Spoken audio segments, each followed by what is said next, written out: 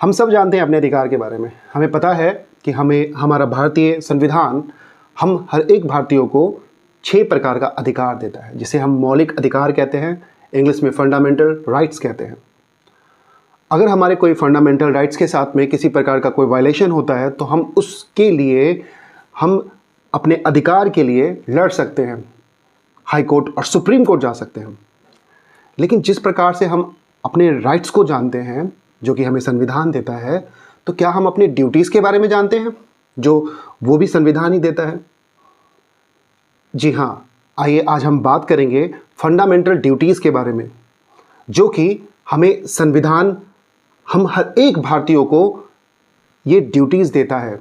हम हर एक भारत के नागरिक का जिम्मेवारी होता है कि कुछ चीज़ों को करने के लिए अपने देश के हित में।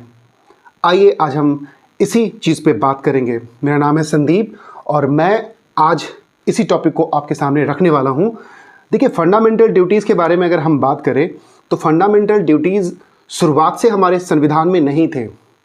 शुरुआत से हमारे फंडामेंटल राइट्स तो थे, लेकिन फंडामेंटल ड्यूटीज़ नहीं था।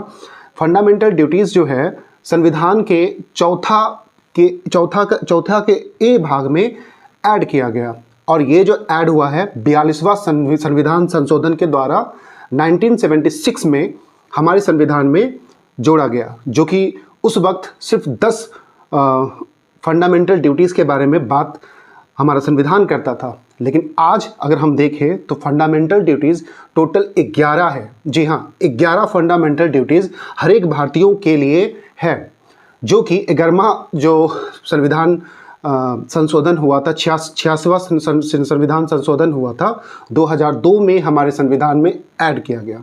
तो इस प्रकार से हमारे पास टोटल 11 फंडामेंटल ड्यूटीज़ है, यानी कि हम हर एक भारतीय नागरिकों के लिए 11 जिम्मेवारी हमारे संविधान हमें देता है। ये जो आज हम बात करेंगे अपने फंडामेंटल ड्यूटीज़ के बारे में जो कि हमें संविधान देता है, वो 11 टाइप के हैं, जिसमें सबसे पहला बात करते हैं कि हमारा संविधान जो हमसे बात करता है कि हमें कहता है कि हमें संविधान को मानना है, और साथ साथ हमारे देश का जो नेशनल एंथम है और नेशनल फ्लैग है, यानी कि हमारा जो राष्ट्रीय ध्वज है उसका सम्मान करना है, और हमारा जो नेशनल एंथम है जन गण मन अधिनायक जय है, इसका भी सम्मान करना है। दूसरा बात करता है कि हमें हमारे जो नोबल आइडल्स हैं, यानी कि जो हमें इंस्पायर करते हैं, नेशनल स्ट्रगल ऑफ फ्रीडम, उन्हें भी हमें मानना है। फिर नेक्स्ट बात करता है कि हमें हमारे भारत का सोवरेनिटी, यूनिटी, इंटीग्रिटी, यानी कि स्वप्रभुता, एकता और अखंडता को बनाकर रखना है। फिर नेक्स्ट बात करता है कि जब भी हमारे देश में कोई भी किसी भी प्रकार का कोई स्थिति हो, जब भी हमारे देश को हमारी ज़रूरत पड़े तो हमें बढ़ चढ़ कर उसमें हिस्सा लेना है। फिर नेक्स्ट बात करता है कि हमारे भाईचारा को बढ़ावा देना है, ना कि जात धर्म वगैरह एक्सेट्रा जो भी है, और साथ साथ औरतों का सम्मान करना है। फिर नेक्स्ट बात करता है कि हमारे जो कल्चर हैं, भारतीय जो कल्चर है उसको बनाए रखना है।